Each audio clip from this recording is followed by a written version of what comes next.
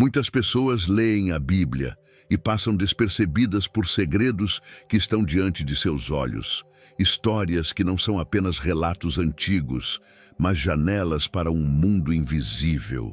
Há seres descritos nas Escrituras que parecem saídos de um enigma. Alguns guardam o trono de Deus, outros trazem juízo, e outros ainda revelam a fragilidade humana diante do infinito. Talvez você já tenha se perguntado o que significam esses anciãos coroados. Por que Deus mostraria rodas cheias de olhos a um profeta? O que representavam monstros como o Behemote e o Leviatã? E por que até mesmo um anjo de luz foi capaz de cair tão fundo? Essas perguntas não são apenas curiosidade, são convites a mergulhar em revelações espirituais. Poucos conhecem a profundidade desses textos, mas cada ser misterioso carrega uma mensagem para a nossa vida hoje. Não se trata de mitologia, mas de símbolos vivos que apontam para realidades espirituais. Ao compreendê-los, não apenas aprendemos sobre o passado, mas enxergamos nosso presente com olhos novos. Este vídeo é mais que uma lista. É um percurso espiritual, onde cada capítulo revela uma chave, uma advertência, uma promessa, uma revelação. Se você abrir o coração, perceberá que essas histórias não ficaram presas nas páginas antigas. Elas falam diretamente a você. Talvez sua alma carregue dúvidas, medos ou até culpas antigas. Mas cada um desses seres bíblicos pode ser um espelho, um aviso ou um consolo. O que parecia distante se torna íntimo quando o Espírito ilumina as entrelinhas. Prepare-se, os próximos minutos podem se tornar um divisor de águas na sua fé, pois ao desvelar os 10 seres mais misteriosos da Bíblia, você poderá encontrar não apenas conhecimento, mas também respostas que há muito tempo seu coração busca em silêncio. João descreveu um cenário que ultrapassa qualquer imaginação. 24 tronos cercando o trono supremo. Homens vestidos de branco, coroados de ouro, inclinando-se em adoração. Aquela visão não era apenas celestial, mas profundamente humana. As coroas, símbolo de vitória, não eram exibidas com orgulho, mas lançadas diante de Deus, como se cada triunfo fosse nada diante do Criador. Esses anciãos não representam seres angelicais, mas a própria igreja glorificada. A palavra presbíteros jamais foi usada para descrever anjos. Aqui está o mistério. Homens e mulheres comuns, redimidos pelo sangue do Cordeiro, agora reinam ao lado de Cristo. É como se o Apocalipse revelasse o destino de todo fiel que persevera. A eternidade não é solidão, mas comunhão em torno do trono. As vestes brancas falam de justificação. Não é o branco de um tecido comum, mas a pureza conquistada pelo sacrifício de Cristo. Essa imagem confronta qualquer ilusão de mérito humano. Quem carrega manchas do passado pode encontrar em Cristo a chance de vestir-se de novo. Isso nos mostra que não existe derrota definitiva para quem crê. Até o maior erro pode ser coberto pela graça. Já as coroas, lançadas no chão, mostram que todo o poder recebido precisa ser devolvido em adoração. Quantas vezes o homem busca reconhecimento, aplausos, títulos? Ali no céu, nenhum troféu tem valor próprio. Só permanece aquilo que glorifica ao Senhor. Na prática, isso nos ensina a viver sem apego às vitórias terrenas, pois cedo ou tarde, todo o ouro deve cair diante de Deus. É interessante perceber como esses anciãos adoram sem cessar. Não há ego, não há vaidade, não há disputa. Apenas unidade. Tal postura é um convite para a igreja de hoje. Colocar-se de joelhos, render glórias e lembrar que a existência é sustentada pela vontade divina. O que nos parece conquista diante de Deus é apenas graça concedida. E o coração humilde entende isso. Essa visão abre uma chave poderosa. O céu não é um lugar estático, mas uma liturgia viva. Os anciãos não estão imóveis, mas em constante movimento de entrega. Isso aponta para o próximo mistério. Seres que giram como rodas dentro de rodas, cheios de olhos, vigilantes e insondáveis. Mas antes de nos aproximarmos deles, é preciso compreender por que o trono nunca permanece fixo. Ezequiel viu algo que desafia toda a lógica humana. Rodas dentro de rodas, repletas de olhos, movendo-se sem jamais se virar. Essas criaturas, chamadas ofanins, giravam em perfeita sincronia com o espírito. Onde ele ia, elas iam. Não havia atrito, não havia hesitação. Era como se o universo inteiro respirasse na cadência da vontade divina. Os olhos espalhados pelas rodas não eram enfeites, mas símbolos da onisciência de Deus. Ele tudo vê, nada escapa à sua vigilância. Quem já tentou esconder lágrimas no silêncio do quarto, sabe do que isso fala. Até os segredos mais profundos da alma estão diante do Senhor. Os ofanins são uma lembrança viva de que não há sombra tão densa que impeça a luz de Deus de penetrar. O detalhe mais impactante é que o trono de Deus não permanece preso a um lugar.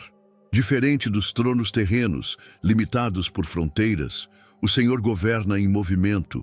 Ele vai onde seu povo está. Isso consola o aflito que pensa estar esquecido. Mesmo no deserto, mesmo no hospital, mesmo no luto, o trono se desloca até você. Deus não reina de longe, mas caminha perto. No cotidiano, esse ensino traz alívio. Quantas vezes nos sentimos estagnados, sem saída? O relato de Ezequiel nos mostra que a presença de Deus não depende de circunstâncias. As rodas giram, os olhos vigiam, o espírito conduz. É como se a vida, por mais caótica que pareça, estivesse sendo guiada com precisão invisível. Não há acaso. Tudo está sob direção soberana. Essa visão também denuncia nossa falsa autonomia.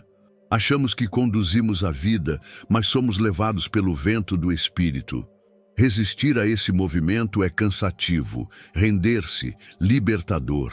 É por isso que tantos encontram paz apenas quando se entregam totalmente a Deus. O que antes parecia caos passa a ser visto como parte de uma engrenagem divina, perfeitamente alinhada. Mas se os ofanins revelam a mobilidade e a consciência de Deus, há outras criaturas que expõem sua força bruta na criação. Um ser colossal, mencionado em Jó, que desafia nossa imaginação e nos lembra da pequenez humana diante da obra divina. E assim, do rodar das rodas, o olhar se volta para a terra firme, onde o Bemote repousa em sua imensa sombra. Você já se sentiu perdido, desconectado de quem realmente é, e sem saber qual o plano de Deus para a sua vida? A verdade é que você não está aqui por acaso. Deus tem um propósito para você, e eu quero te ajudar a descobri-lo. Por isso, criei 3 e-books que vão transformar sua jornada com Deus. Clique no link no comentário fixado e comece sua transformação agora. Quando Deus responde a Jó, ele não lhe dá explicações filosóficas, mas aponta para uma criatura grandiosa, o Behemote, um ser herbívoro de força descomunal, capaz de mover sua cauda como um cedro e de permanecer firme mesmo diante das torrentes dos rios.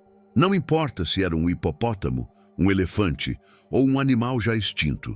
O que importa é a lição. Sua presença calava a voz do homem diante da soberania divina. A Bíblia o chama de a primeira das obras de Deus. Não por acaso, o Behemote encarna a majestade do Criador sobre a vida natural.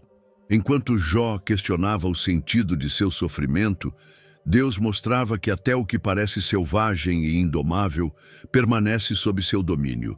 Assim também é com nossas dores. Podem parecer gigantes, mas ainda estão debaixo da ordem de Deus. O poder do Behemote não era apenas físico, mas simbólico. Representava a incapacidade humana de controlar a criação. O homem se gaba de suas conquistas, mas não pode medir a respiração de uma criatura como essa. O contraste era claro. Jó, frágil diante da enfermidade, queria explicações. Deus, por sua vez, Lhe lembrava que o mundo não gira em torno de suas respostas, mas de sua soberania. Esse ensinamento ecoa até hoje. Quantas vezes nos encontramos esmagados por problemas que parecem maiores que nós? Uma doença, uma perda, uma crise familiar. O Behemoth nos ensina a reconhecer que não precisamos ter o controle de tudo. O convite é a descansar na certeza de que aquele que moldou os céus também sustenta a terra e cada detalhe da nossa história. Mais que uma criatura colossal, o Behemoth é um espelho. Ele nos mostra que a arrogância humana cai por terra diante da grandiosidade divina. Somos pequenos, sim, mas não insignificantes. Se Deus mantém o fôlego desse animal gigantesco, quanto mais cuidará de nós. A fé nasce exatamente nesse ponto, quando entendemos que não precisamos ser gigantes, apenas confiar no Criador. E se o Behemoth domina a terra com sua imponência, a outra criatura que governa os mares com seu caos, um monstro marinho, descrito como serpente enroscada, que nem mesmo os mais fortes ousariam enfrentar. E é nesse movimento das águas profundas que surge o próximo mistério, o Leviatã. Gostou do conteúdo e ele fez diferença para você? Clique no Valeu Demais e apoie nosso trabalho. O Leviatã aparece nas Escrituras como um monstro marinho indomável, descrito como serpente enroscada, dragão do mar, criatura que solta faíscas pela boca e deixa atrás de si um rastro de espanto. Para Jó, que buscava respostas, a imagem era clara. Se o homem não pode domar o Leviatã, muito menos pode exigir explicações de Deus. O Criador está acima até do caos mais profundo. Na simbologia bíblica, o Leviatã representa as forças do caos que ameaçam a ordem criada. Ele é o retrato daquilo que o homem não consegue controlar. Tempestades, tragédias, guerras interiores. Diante dele, a soberba humana se dissolve como areia diante da maré. O que resta é reconhecer que só o Senhor pode colocar limites ao mar e amarrar o dragão nas profundezas. Essa criatura também revela algo sobre nossos próprios medos. Cada um de nós carrega um Leviatã dentro, aquela ansiedade que sufoca, aquela lembrança que não solta, aquele medo que insiste em nos prender. Lutar contra isso sozinho é como tentar pescar o dragão com um anzol. É inútil. Só o poder de Deus, invocado em oração, pode transformar o caos em caminho. Curiosamente, o salmista menciona que o Leviatã brinca no mar, como se fosse apenas mais uma criatura entre tantas. Isso mostra que aquilo que para nós é terror, para Deus é apenas parte da criação que ele sustenta. Enquanto nos debatemos diante do pavor, o Senhor permanece sentado no trono, reinando sobre tudo, até sobre os abismos que nos engolem. No livro de Isaías, Deus promete destruir o Leviatã com sua espada afiada. Essa é uma figura profética de Cristo vencendo o mal na cruz. Assim como o monstro marinho, o pecado parecia invencível, mas pelo sangue derramado, o caos foi vencido. Essa mensagem nos chama a parar de lutar sozinhos contra inimigos espirituais e a confiar no poder redentor de Cristo. E se o Leviatã é vencido por Deus, quem pode resistir à sua presença? Essa pergunta nos conduz a outro ser. Guardiões colocados no Éden, mensageiros de fogo que vigiam o trono, criaturas que não representam o caos, mas a santidade inabalável. São os querubins, próximos do trono e sempre ligados ao mistério da presença divina. A primeira vez que os querubins aparecem na Bíblia é no Éden, guardando a entrada após a queda de Adão e Eva. Armados com espadas flamejantes, eles se tornaram símbolos da separação entre o homem pecador e a santidade de Deus. Aquela cena marcava um limite. A comunhão plena havia sido rompida. O paraíso não estava mais aberto. O acesso agora exigia redenção. Em Êxodo, os querubins reaparecem no propiciatório da Arca da Aliança. Suas asas cobriam o lugar onde a glória de Deus se manifestava. Era ali, entre eles, que o Senhor falava com Moisés. Esse detalhe mostra que a função dos querubins vai além da guarda. Eles são testemunhas da presença divina. Onde há revelação, ali estão eles, silenciosos, mas cheios de significado. Ezequiel os descreve de forma ainda mais impressionante, cheios de olhos, luz e movimento. Não eram figuras decorativas, mas seres vivos, proclamando a santidade do Altíssimo. Quando se moviam, o som era como o estrondo de muitas águas. Essa visão nos lembra que a glória de Deus nunca é silenciosa ou indiferente. Ela sempre carrega poder, temor e reverência. O simbolismo dos querubins é claro. Eles marcam a distância entre Deus e o homem, mas também apontam para Cristo, que rasgou o véu e abriu acesso ao Santo dos Santos. O que antes estava guardado com espada flamejante, agora se torna caminho aberto pelo sangue da cruz. É como se os querubins, antes barreira, agora se tornassem testemunhas da reconciliação. Para a nossa vida prática, os querubins ensinam que não se brinca com a santidade de Deus. O pecado não é algo leve, mas uma separação real. No entanto, também aprendemos que o Senhor nunca deixou de preparar o caminho de volta.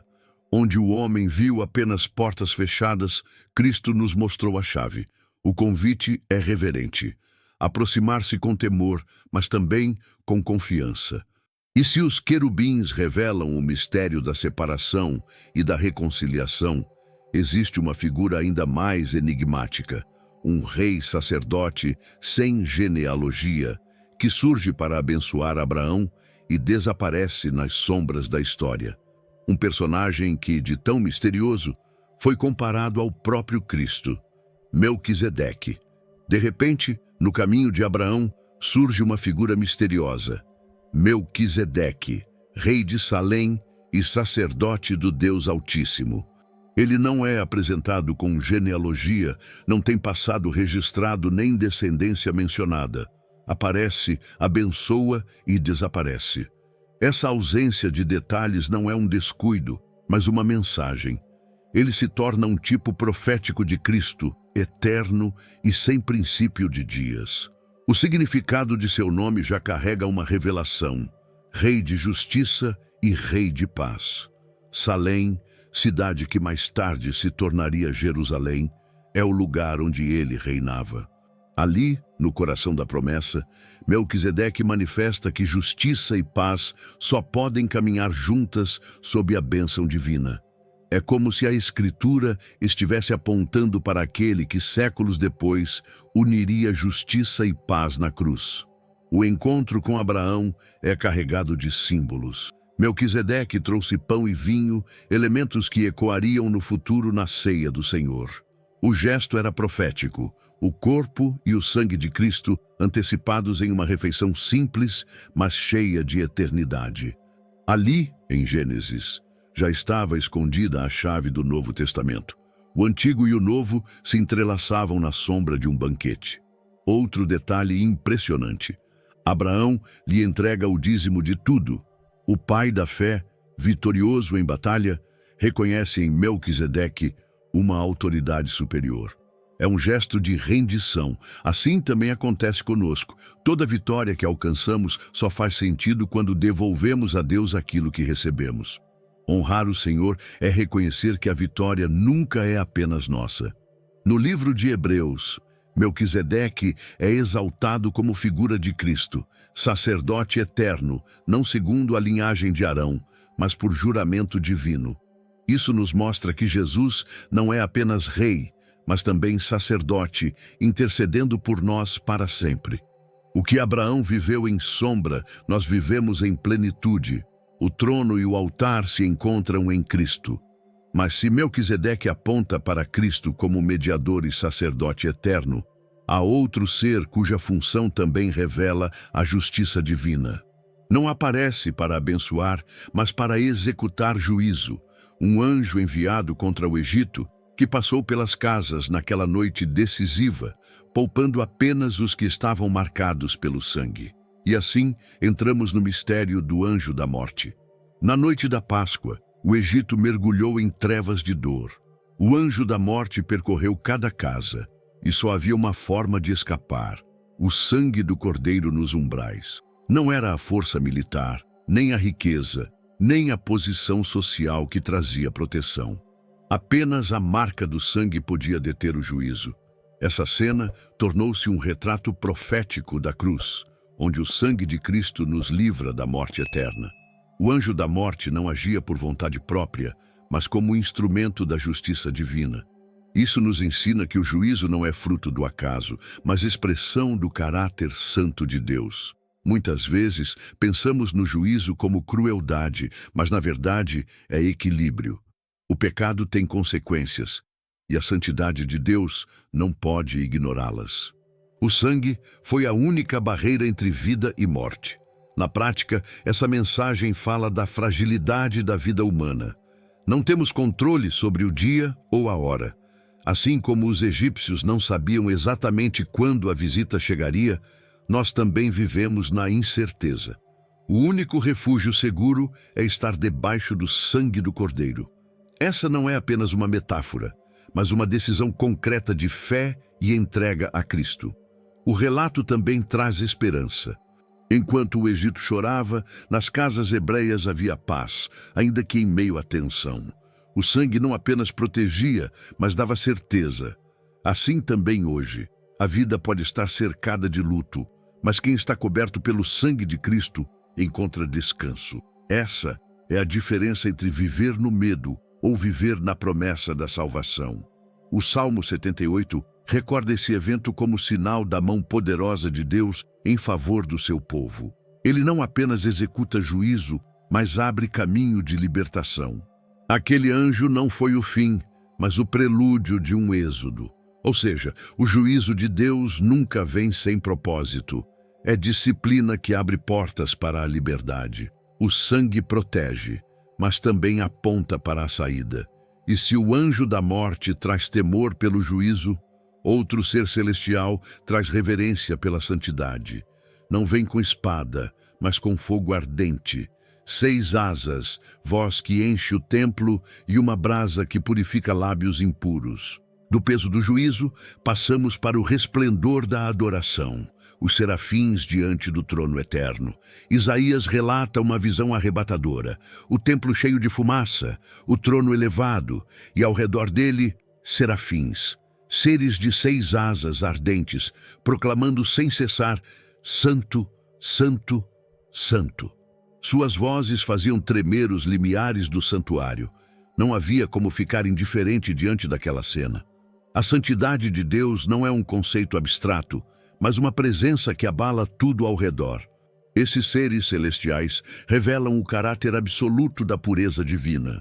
Suas asas não são apenas adorno.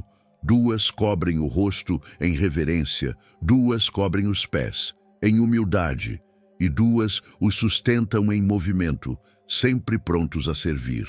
É um retrato da postura que o homem deve ter diante de Deus: reverência, humildade e obediência. Nada menos é aceitável diante do santo. Quando Isaías se vê naquela atmosfera, sua reação não é orgulho, mas desespero. Ai de mim, que sou homem de lábios impuros. A visão da santidade expõe nossa miséria. Mas então, um dos serafins toca seus lábios com uma brasa viva, declarando que sua culpa foi removida. Esse gesto mostra que a verdadeira adoração não é apenas louvor, mas também purificação. Ninguém sai ileso da presença divina. Na prática, os serafins nos ensinam que a vida cristã é uma jornada de constante purificação. Não basta apenas cantar ou falar de Deus. É preciso permitir que o fogo do Espírito consuma o que ainda é impuro em nós. Muitas vezes, Deus usa situações difíceis como brasas que queimam nosso orgulho, mas purificam nosso coração. O resultado não é destruição, mas capacitação. O fogo dos serafins também aponta para o chamado. Após a purificação, Isaías ouve a voz do Senhor perguntando: A quem enviarei? E só então ele responde: Eis-me aqui, envia-me a mim. A adoração genuína sempre desemboca em missão. Ser tocado pela santidade de Deus é ser enviado a tocar outros com essa mesma santidade. Quem arde diante do trono não pode viver indiferente no mundo. E se os serafins são mensageiros da santidade, há outros seres que se movem em direção oposta. Espíritos malignos que buscam habitar no homem, distorcendo sua imagem e roubando-lhe a paz. Para compreender a profundidade da guerra espiritual, é preciso olhar para os demônios e a forma como Cristo os enfrentou. Nos evangelhos, os demônios aparecem não como forças abstratas, mas como espíritos pessoais, ativos e astutos. Eles buscam corpos para habitar, espalham engano e tentam distorcer a imagem de Deus no homem. Eram capazes de dominar completamente uma vida, como no caso do gadareno que vivia entre sepulcros, acorrentado e ainda assim incontrolável. A presença deles revelava que o mal é real e tem rosto. O objetivo dos demônios sempre foi roubar, matar e destruir. Não criam nada, apenas corrompem o que já existe. Tomam o que é humano e o transformam em sombra. Muitos vivem hoje sob ataques invisíveis, vícios que escravizam, pensamentos de autodestruição, sentimentos de ódio inexplicável. Essas prisões, embora invisíveis, são tão reais quanto correntes de ferro. Mas a boa notícia é que Jesus nunca foi intimidado por eles. Quando apareciam, bastava uma palavra de autoridade: sai. Não houve negociação, não houve resistência duradoura. Cristo mostrou que a cruz seria a sentença definitiva contra todo o poder das trevas. Os demônios reconheciam quem ele era e tremiam. O reino de Deus não se impõe pela força humana, mas pelo nome de Jesus. Para a vida prática, isso significa que não precisamos viver cativos de forças espirituais. O mesmo Jesus que libertou endemoninhados é o que nos oferece liberdade hoje. Oração, leitura da palavra e vida em santidade não são rituais vazios, mas armas espirituais. Onde o nome de Cristo é proclamado, cadeias caem. Não há poder maligno que resista ao sangue do Cordeiro. É importante lembrar, no entanto, que essa guerra não é simbólica, mas real. Paulo adverte que não lutamos contra carne e sangue, mas contra principados e potestades. Ou seja, o inimigo não é o vizinho, nem a família, nem a sociedade, mas forças invisíveis que agem por trás. Entender isso muda a forma como oramos, como perdoamos e como resistimos ao mal. E se os demônios mostram a degradação máxima do ser espiritual, existe uma figura que concentra a origem dessa queda. Um anjo que já foi luz, mas se perdeu em orgulho. Do brilho mais alto à escuridão mais profunda, sua história é a mais trágica e reveladora. O último mistério nos leva à queda de Lúcifer. Antes de ser chamado Satanás, ele foi Lúcifer, estrela da manhã, anjo radiante, obra-prima do Criador. A Bíblia o descreve como selo da perfeição, cheio de sabedoria e formosura. Caminhava entre pedras de fogo, liderava coros de adoração e inspirava reverência até entre os anjos guerreiros. Sua luz era reflexo direto da glória de Deus. Mas no coração desse esplendor nasceu o orgulho. O pecado original não foi adultério, assassinato ou mentira. Foi orgulho, o desejo de ser maior que o próprio Criador. Lúcifer olhou para si mesmo e acreditou que sua luz era própria, não reflexo. E assim, o mesmo dom que Deus lhe concedera tornou-se sua ruína. A beleza se fez vaidade, a sabedoria se fez engano. O anjo de luz transformou-se no príncipe das trevas. Jesus mesmo testemunhou: eu via Satanás cair do céu como um raio, uma queda rápida, fulminante, irreversível. O que antes brilhava no alto foi lançado ao abismo, e com ele arrastou legiões de anjos que se deixaram seduzir por sua ambição. O céu nunca mais foi o mesmo. E a terra se tornou palco da guerra invisível que até hoje afeta cada coração humano. Na prática, isso nos alerta sobre a sutileza do orgulho. Ele não grita, não aparece de imediato, Se infiltra em pensamentos pequenos. Não preciso de Deus, eu controlo minha vida, sou melhor que os outros. Quando alimentado, esse veneno transforma servos em rebeldes. A queda de Lúcifer não é apenas uma história cósmica, mas um espelho para nossa própria fragilidade. Contudo, a derrota de Satanás já foi declarada. Na cruz, Cristo desarmou principados e potestades. O que parecia vitória das trevas foi, na verdade, sua sentença final. Hoje o diabo age como acusador, mas sua condenação está selada. O fiel não precisa temer sua fúria, mas apenas vigiar para não cair em suas sutilezas. Resistir ao orgulho é resistir ao próprio Satanás. Assim, dos anciãos no trono até a queda do portador da luz, percorremos os 10 mistérios mais profundos sobre os seres da Bíblia. Cada um revela um aspecto da glória, do juízo e da redenção. Mas antes de mergulharmos nesse mergulho completo, é preciso preparar o coração com uma introdução que nos conecte ao tema e desperte nossa atenção para a revelação. Chegamos ao fim desta jornada, mas talvez o verdadeiro início esteja apenas começando. Pois cada ser misterioso que vimos não é apenas parte de uma história distante, mas um lembrete de que o mundo espiritual é real, ativo e decisivo em nossas vidas. A pergunta agora é: o que você fará com esse conhecimento? Continuará vivendo como se tudo fosse apenas simbólico, ou se permitirá enxergar que há batalhas invisíveis acontecendo ao seu redor? A Bíblia não nos mostra esses mistérios por acaso, mas para que despertemos. Talvez você tenha se identificado com a fraqueza de Jó diante do Behemote, com os medos de quem encara o Leviatã, ou até com as tentações sutis que derrubaram Lúcifer. Mas se ainda respira, é porque Deus ainda tem um plano para você. O sangue do Cordeiro é suficiente para transformar cada medo em vitória. Não ignore este chamado. Pergunte a si mesmo: estou vivendo como quem realmente crê que o céu governa a terra? Estou debaixo do sangue protegido pelo Cordeiro? Estou disposto a deixar que a brasa dos serafins purifique meus lábios e minha vida? A decisão é sua, e ela pode mudar não apenas sua história, mas também a de sua família. Deus continua chamando pessoas comuns para viverem revelações extraordinárias. E você pode ser uma delas, se render, se levantar e caminhar com fé renovada. Se esta mensagem falou com você, inscreva-se no canal, ative as notificações e permaneça conosco.